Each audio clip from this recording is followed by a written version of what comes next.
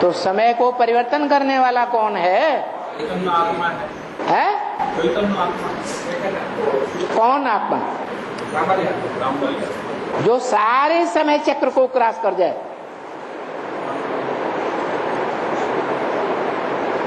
वो है काल। काल माने समय, काल चक्र। एक ही समय पे राम किसी के ऊपर राम है और किसी के साथ रावण है। एक ही समय पर राम कभी किसी के ऊपर राम बनता है और कभी किसी के ऊपर रावण बनता है। क्या फायदा प्रसिद्ध? एक ही समय थोड़ा ही कहा जाएगा कि जगन्नाथ भी एक ही समय में बनता है, उसी सेकंड में, और श्रीनाथ भी उसी सेकंड में बनता है। जैसे बाबा संवत जब एक होता है, अष्टदेव का प्रत्यक्ष होता है। संवत एक जब बनेगा तो भी शूटिंग का कार्य जारी रहेगा या खत्म हो जाएगा? जारी रहेगा। तो बस फिर 4 अवस्थाओं से पसार होना है। नहीं, अष्टदेव के सामने तो उस टाइम रावण आत्मा राम है और बाकी सबके लिए रावण है, ऐसा कुछ है क्या? जब 500 करोड़ को मुक्ति, जीवन मुक्ति मिलेगी तो 500 करोड़ की बुद्धि में सुखदाता कौन है? तो जो सुखदाई है वो ही तो सबको याद आएगा। इसलिए बोला मन मना बहु, मेरे मन में समा जा। तेरे मन में क्या है जो समा जा? अरे तेरे मन में एक शिव है, दूसरा न कोई। बिंदु है उसके मन में, नो संकल्प एटाल, कोई दूसरा संकल्प नहीं। तो 500-700 करोड़ किस स्टेज में समा जाएंगे? बिंदु रूप में समा जाएंगे। जो बिंदु रूप में 500-700 करोड़ नंबरवार समा जाएंगे, वो ही आत्माएं जिस नंबर से समा जाएंगी उसी नंबर से सृष्टि के आदि काल में बाहर भी आएंगी।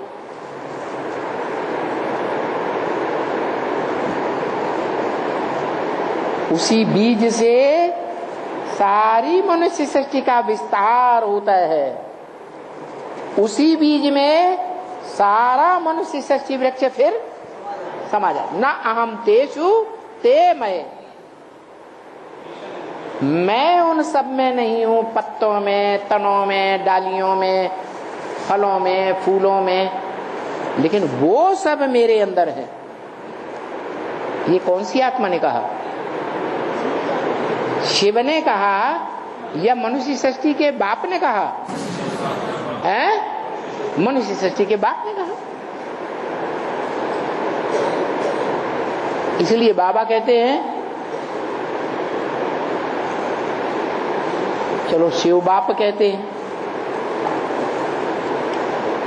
क्या?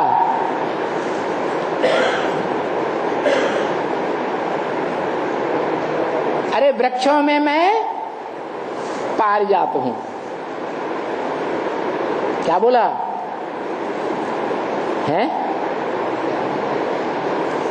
वृक्षों में पारिजात हूं, नदियों में गंगा हूं, पर्वतों में मेरु पर्वत हूं। माने दुनिया में जो भी श्रेष्ठ ते श्रेष्ठ है वो खुद के ऊपर डाल दिया।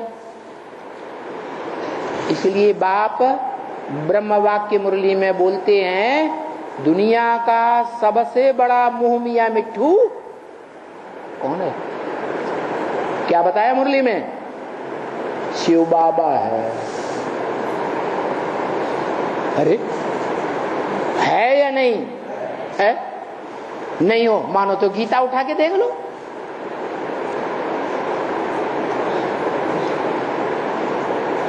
मुंह मियां मिट्ठू है या सच्चाई है? अरे ब्राह्मणों में पहला ब्राह्मण चोटी है या नहीं है? देवताओं में पहला ब्राह्मण देवता है या नहीं है? क्षत्रियों में पहला क्षत्रिय है या नहीं है? वैश्यों में अव्वल नंबर विशेष पहला वो है या नहीं है? कैसे?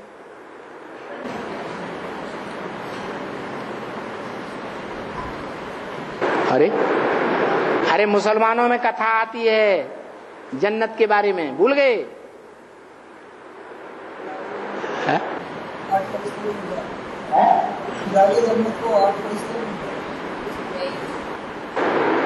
अल्लाह मियां ने आदम और ईव को जन्नत में भेजा और ताकीद कर दिया कि बॉडी के बीच का फल नहीं खाना। हजारों वर्ष तक वो स्वर्ग के सुख भोगते रहे और बाद में भूल गए ताकीद क्या किया। उनमें कौन भूल गई? एडम भूल गया या ईव भूल गई? तो जड़त्व बुद्धि कौन हुआ? है ईव हो गई जड़त्व बुद्धि। भूल गई तो उसने आदम को बरगलाया और आदम बरगलावे में आ गया।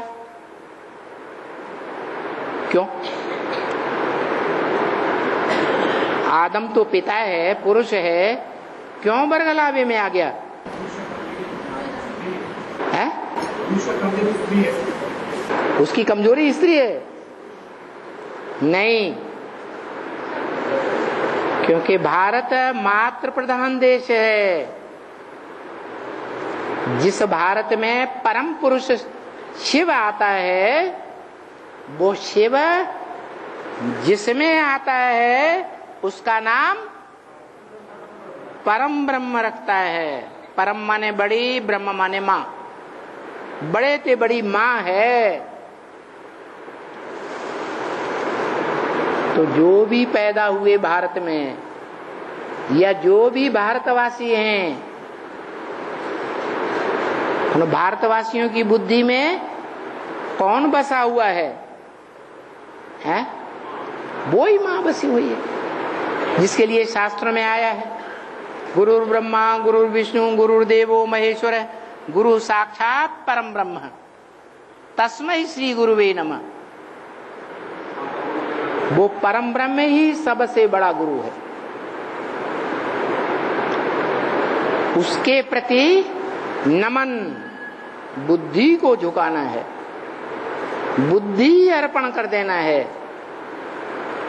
बुद्धि अर्पण हो गई तो कुछ रहा ही नहीं। तो जितने भी भारतवासी हैं, भारत में मन बुद्धि से वास करने वाले हैं, वो सब भारत माता है तो बच्चे भी मातृ प्रधान हैं या कुछ और हैं? जो पहला पार्टदारी है भारत का, वो ही मातृ प्रधान है। और मातृ प्रधान है तो प्रभावित होने वाली प्रजा है या नहीं है? हैं? प्रभावित होने वाली प्रजा हो गई। माता होती ही है प्रजा किसकी? पिता की। तो ये सारे ही भारतवासी A to Z परम ब्रह्म की जो भी संतान है, वो सारे के सारे भारतवासी, उनकी ये टेंडेंसी है कि द्वैतवादी द्वापर युग से जो जो दूसरे दूसरे धर्म पिताएं भारत में आए, उन धर्म पिताओं से और उनके फॉलोअर्स से प्रभावित होते रहे। उन्होंने जो सुनाया सत्य बचन महाराज, प्रभावित माने प्रजा। वो राम वाली आत्मा भी पहले पहले परम ब्रह्म है।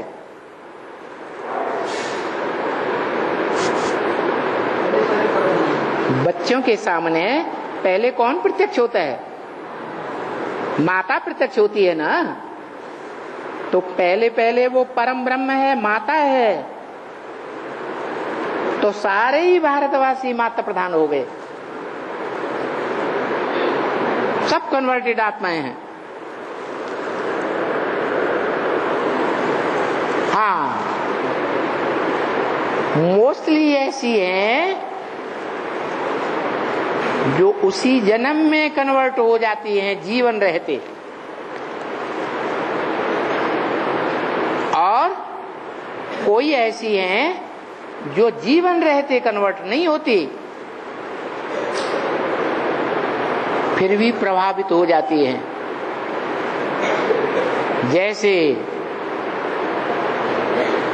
सिद्धार्थ का बाप,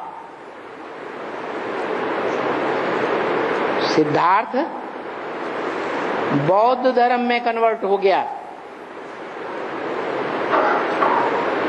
बाप ने उसे देश निकाला दे दिया,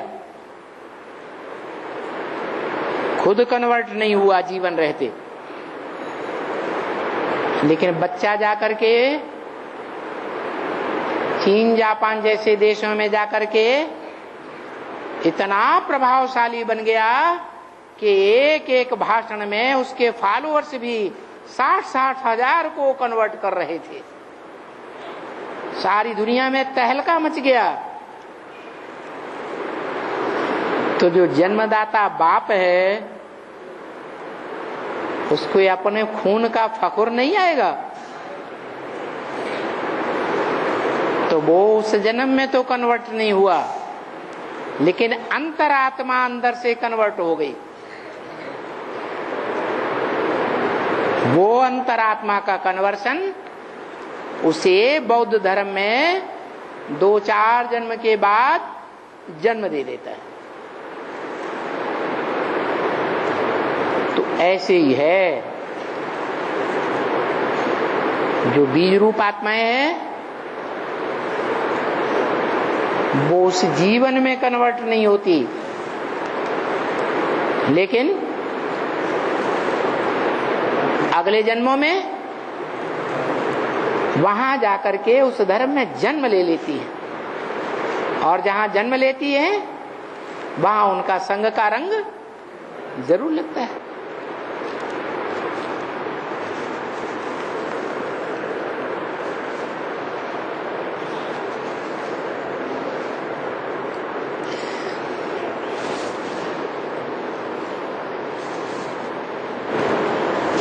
तो बताया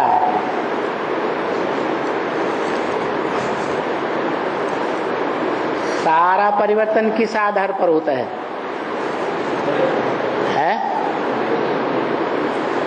भारतवासी किस आधार पर परिवर्तन वो कन्वर्ट होते रहे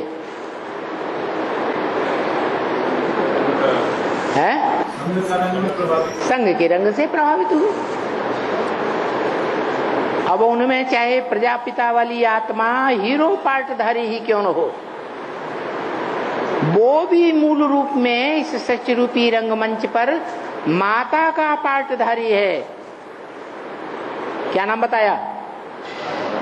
परम ब्रह्म। तो वो आत्मा भी प्रभावित होती है। उस जीवन में प्रभावित भले नहीं होती, लेकिन अगले जन्मों में जाकर वहां उन धर्मों में जन्म ले लेती है। क्योंकि सिर्फ सूर्यवंशियों को राजयोग की पढ़ाई पढ़ाता है, राजयोग का वर्षा देता है, या सभी धर्म वाले उससे राजाई का वर्षा लेते हैं? सिर्फ सूर्यवंशी लेते हैं। सूर्यवंशी तो इसी जन्म में लेते हैं संगम में, लेकिन और धर्मों की आत्माएं भी योगी बनती हैं, मनमना भव का महामंत्र लेती हैं प्रैक्टिकल जीवन में, या नहीं लेती हैं? नहीं लेती? लेती हैं। तो जिन्होंने महामंत्र का प्रभाव लिया वो सब उसी से राजयोग सीखते हैं। यहां राजयोग सीखा, वहां ब्रॉड ड्रामा में जब वो आत्माएं आएंगी, बीज रूप आत्माएं सूर्यवंशी, तब ही उनको राजाई प्राप्त होगी। क्योंकि जो भी धर्म पिताएं आते हैं धर्म स्थापन करते हैं, राजाई स्थापन नहीं करते, अपनी राजधानी नहीं बनाते।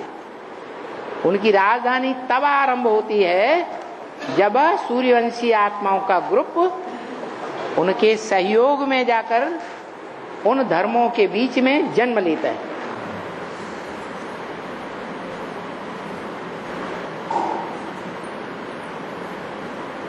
जैसे भारत में मुगल सल्तनत कहां से शुरू होती है? पहला बादशाह कौन बनता है? बाबर। तो ड्रामा प्लान अनुसार नाम पड़ता, क्या नाम पड़ गया? बाबर।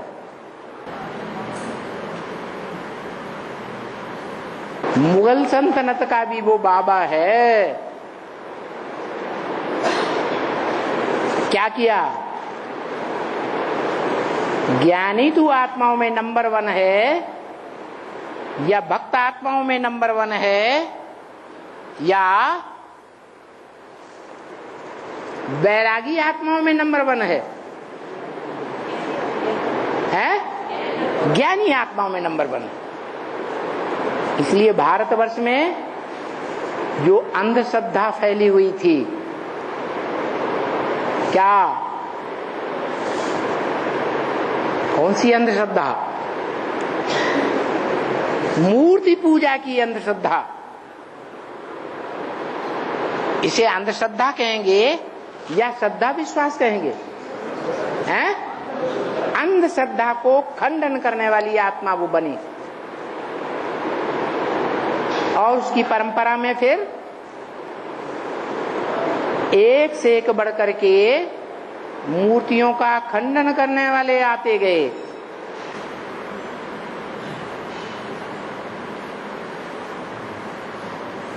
सबसे ज्यादा मूर्तियों का खंडन किसके राज्य में हुआ? मुगलों में।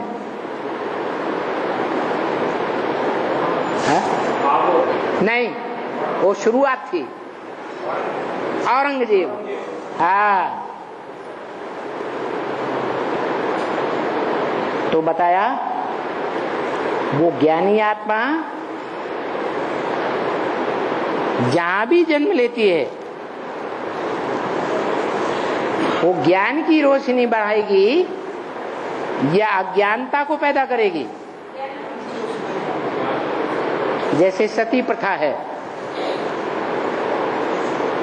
सती प्रथा का फाउंडेशन कहां पड़ता है?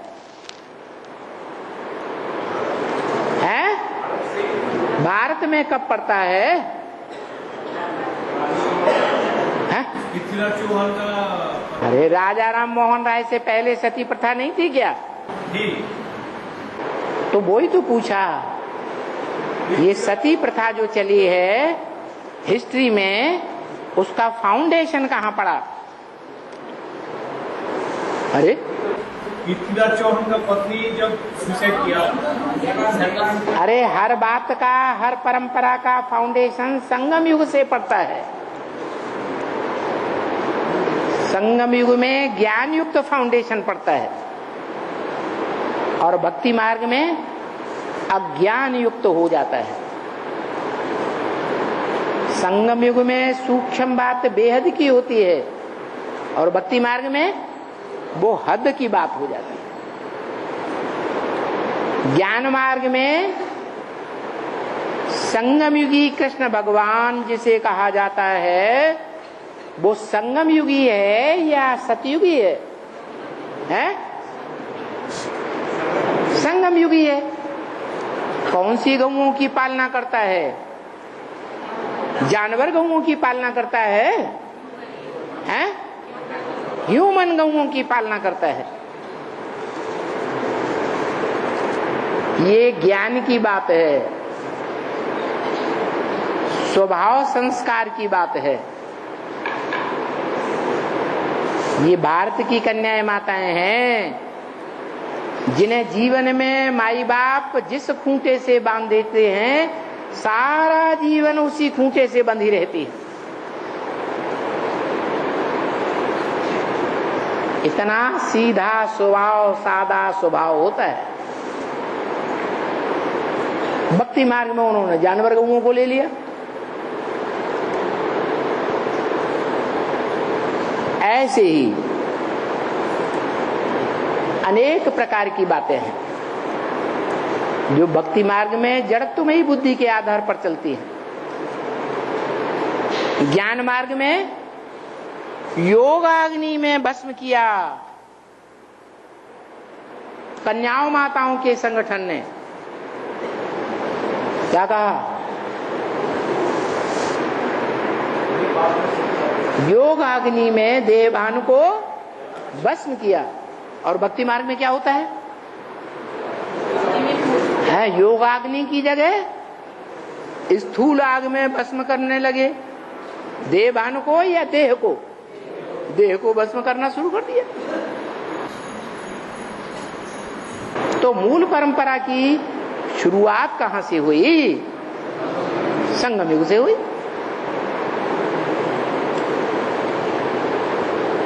तो बताया कि योग का अर्थ नहीं समझते हैं, उस योग के ऊपर अपना वातावरण बनाने की बात। वो योग के आधार पर वातावरण बनाना है, सिखाना है। कब बनेगा?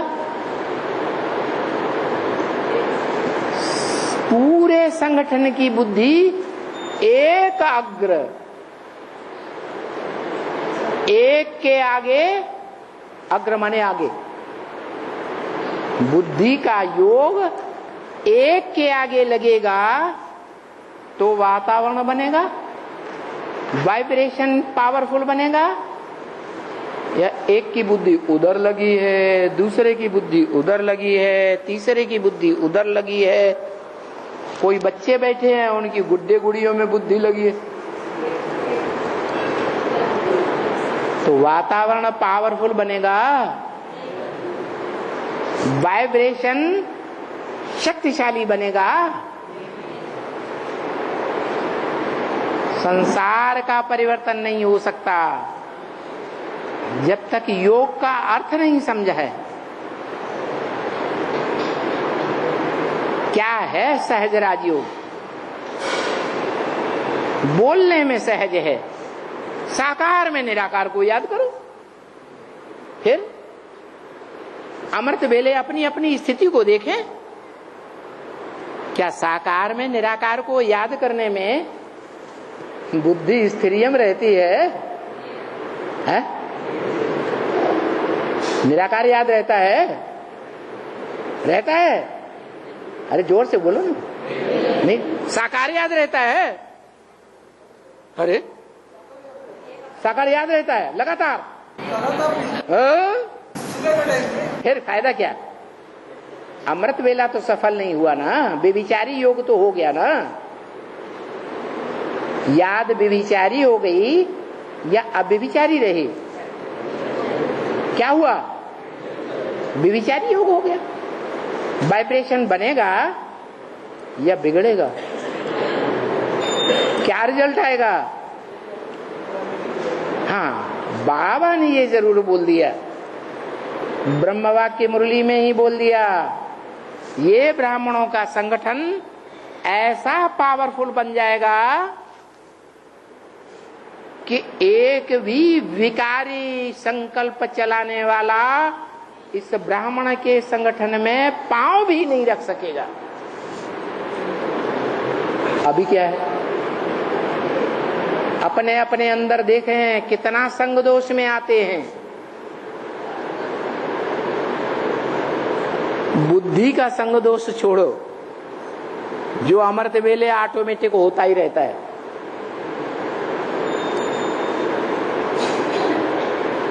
इंद्रियों का संग दोष,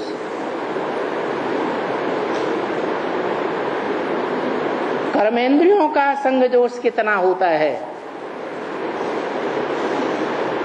यहां तक कि ब्रह्मवाक्य मुरली में बोल दिया, तुम बच्चे 10, 20, 50 भूले तो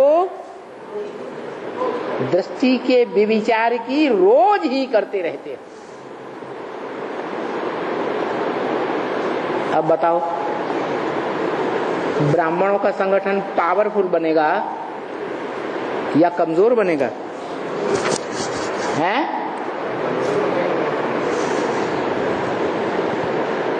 कहाँ जा रहा है तू ए जाने वाले?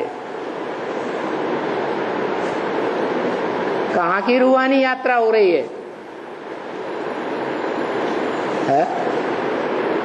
अरे ऊंचे ते ऊंचे भगवंत को पहचाना,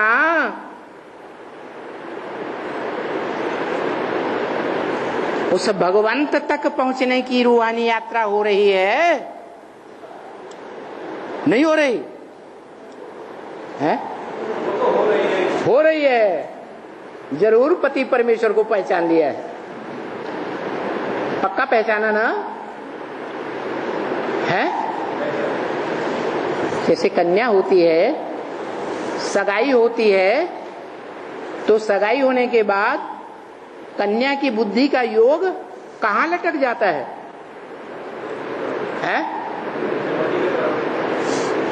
एक तरफ लटक जाता है ना। तो ऐसे बुद्धि योग लटक गया, न लटकने का कारण क्या है? भटकने का कारण क्या है? हा? अरे अभ्यासेन तो कौन्ते है वैराग्येण च गृह्यते। अभ्यास करें, बार बार अभ्यास करें, बार बार विस्मृति हो जाती है, बार बार उसी स्मृति में टिकने की कोशिश करें और उस कोशिश के पीछे बुद्धि में वैराग आना चाहिए। विराग का मतलब ही है विपरीत राग, विपरीत प्यार। क्या? किसके विपरीत? ये जो दुनिया हम देख रहे हैं इन आंखों से, जो कुछ भी देख रहे हैं, जड़ या चेतन, जो भी संबंधी देख रहे हैं, जो भी पदार्थ देख रहे हैं, जो भी घर मकान जमीन जायदाद ऊंची ऊंची बिल्डिंगें दिखाई पड़ रही हैं, उन सब से क्या? वैराग। ये सब नष्ट होने वाले, ये कोई कुछ काम नहीं आने वाले हैं। आज आशा लगाए बैठे हैं कि ये संबंधी बिगड़े हालात में हमारा सहयोग देंगे। दुनिया वालों की बात छोड़ो, ब्राह्मणों की दुनिया की बात हो रही है। यज्ञ के आदि में क्या हुआ था?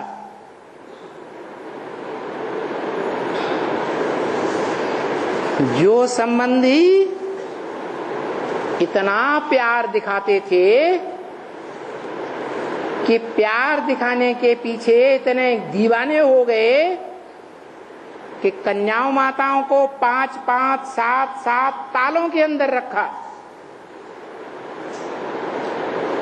कि हम जितनी तुम्हारी सुरक्षा कर सकते हैं दुनिया में कोई नहीं कर सकता। फिर जब हिंदुस्तान पाकिस्तान की लड़ाई हुई, खून की नदियां बहने लगी, तो छोड़ छाड़ के भाग गए। उस समय उन कन्या माताओं ने पहचान लिया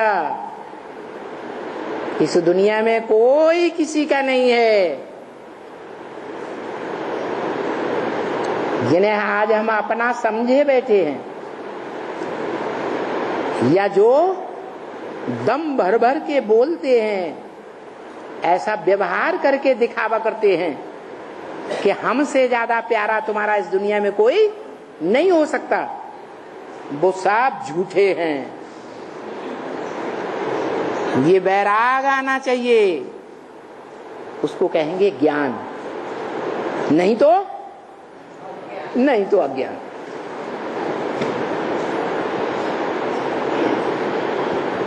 ओम शांति।